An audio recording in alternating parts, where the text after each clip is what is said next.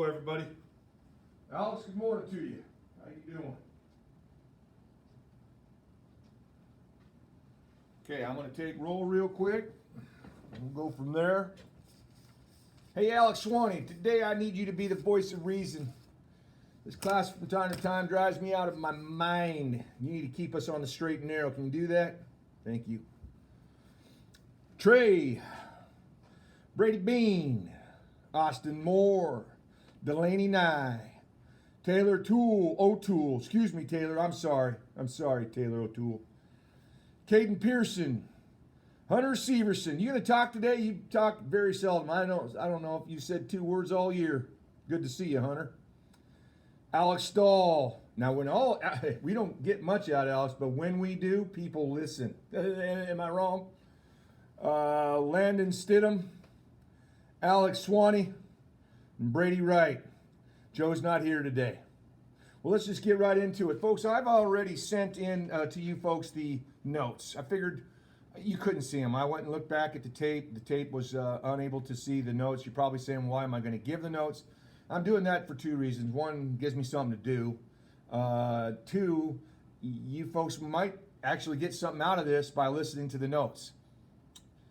If you go through the notes and actually take the notes, it might get reinforced.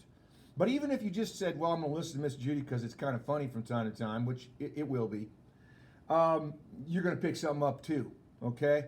You do it any way you want. What I really hope will happen is at the end, when we have the unit done and we take the test, that you folks then send me the test, at least a few of you. Make me feel like this work was worth it, okay? And don't sit around day in and day out and do nothing. Get better. So here we go. Brady Wright, as I told you, I'm doing the notes already. They're done. So you go here to define game operations. It says refers to the planning, organization, and execution of game production, presentation, entertainment, and promotion. Then it says, wait a sec, back up. The game operations process begins in the creative minds of sports marketing professionals before any games are played. Okay? Then it says, what are some of the elements of the game entertainment? So the elements are, and this is in your notes, I'm going to go through some of this fast, but elements of it are the national anthem and color guard, pre-game groups and activities, halftime entertainment, execution of promotions. You know, I look at this clip and I've been doing this the whole time, and my heart hurts because I feel like I hope we can get back to most of what we had at some point sooner than later. Seeing the halftime entertainment, thinking about slapping somebody's hand on a high five at a sporting event. I think it's going to be sad if that never happens again. I think it will. I think we're just going to have to let this thing kind of get figured out, and we'll be back to being who we are soon enough. That's my hope. Dance and stunt team integration, mascot coordination, managing any additional entertainment such as area blimps. So then you go. It says the role of game entertainment in sports business model is twofold, and here it is, right there. To enhance the experience for the fans while keeping them involved in the event throughout the course of the entire game. And number 2, to create additional opportunities to generate revenue by adding valuable inventory to include as part of sponsorship packages. It also helps generate revenue by helping to sell more tickets. Okay?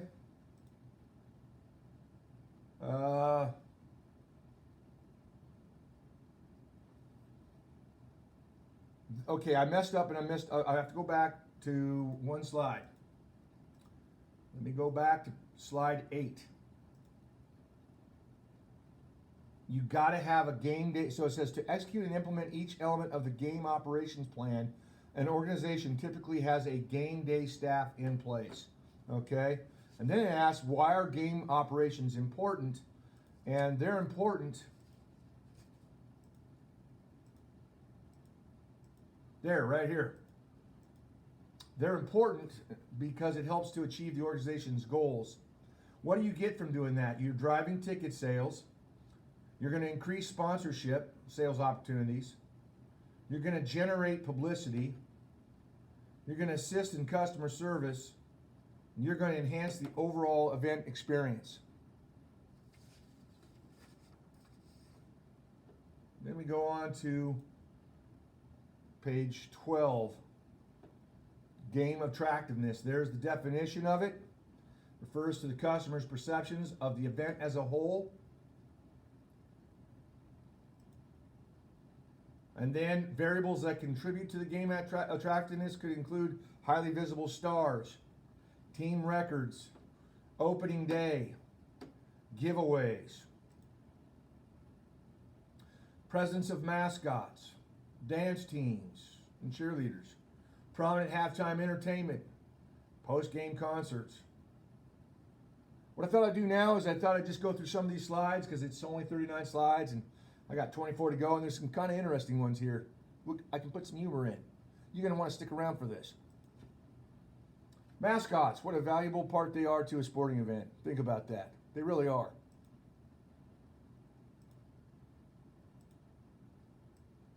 Fireworks show, they're awesome. Although we know of one fireworks show that didn't work well in Detroit. Remember that one? Bill Veeck, God rest his soul. So concessions are important. I think you got to offer a valuable concession experience too. Now, it's going to be a gouging experience. They're going to overprice it by dramatic amounts. But you still have to have quality food. And what they're doing in the last, I'd say 10 years is making it almost a fine dining experience in some of the, they have fine dining restaurants out in the outfield and left field, right field, center. But the hamburgers are, look at that. That is not a normal looking hamburger. Right?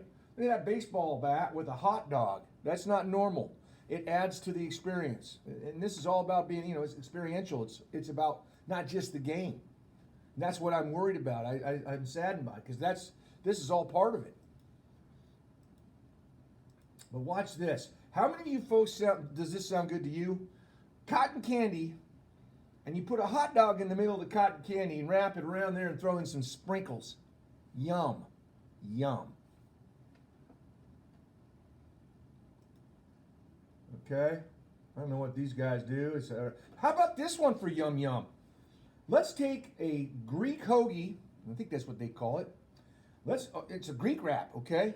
Let's throw a hot dog in there, wrap it, then take some Cracker Jacks and throw in some jalapenos and call it good. Yummy. Now this one has some, I like the sounds of this. You take what would be essentially your waffle, and your chicken, you make it a waffle cone with chicken in there and throw some maple syrup in it. Call it a good day. That might work. Food fight.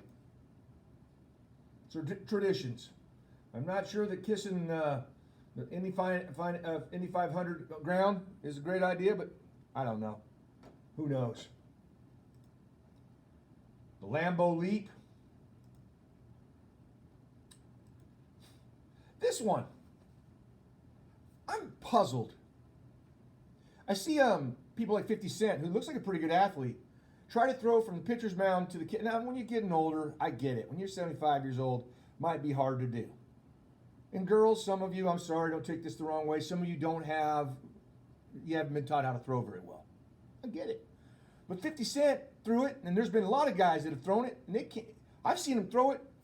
Singers, they've thrown it behind them, or they've thrown it like 10 feet in front and it hits the ground. I mean, are you kidding me? Let me tell you something, all of you right now. I'm 55 years old. I believe that in my last breath, I'm going to be able to throw the ball from the pitcher's mound to the catcher. Might have a bit of an arc at that point, but I can do it. I'm confident of that. In fact, I'm pretty confident I can throw BBs. Right now, 55 years old with no knees, I can throw 75 to 80 miles an hour from the pitcher to the catcher. Somewhere in there. In fact, I'm going one step further. Brady Bean, Trey, Brady, any of you. I'll throw it as faster than any of you from the pitcher's mound to the catcher, almost guaranteed by 5 miles an hour. Well, maybe not. But I'll be right around in there. You can take it to the bank. You all have a great day. See you tomorrow.